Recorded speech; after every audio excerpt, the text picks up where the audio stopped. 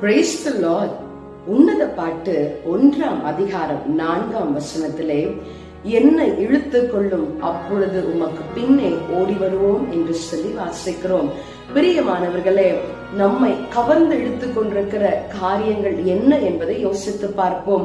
ஒருவேளை நாம் தேவனை காட்டிலும் எதன் மேலாகிலும் அதிக அன்பு வைத்திருந்தோம் என்று சொன்னால் அது விக்கிரகமாக தோன்றுகிறது.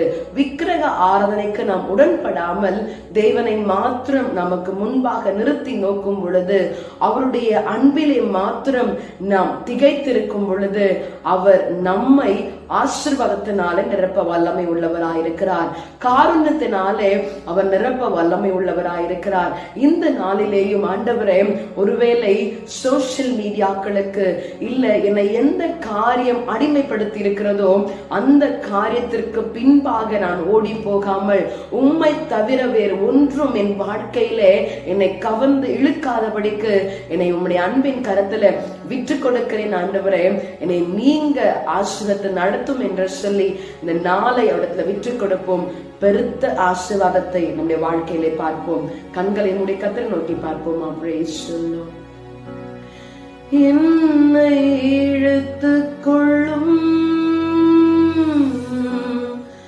உம் பின்னே ஓடி வருவோ,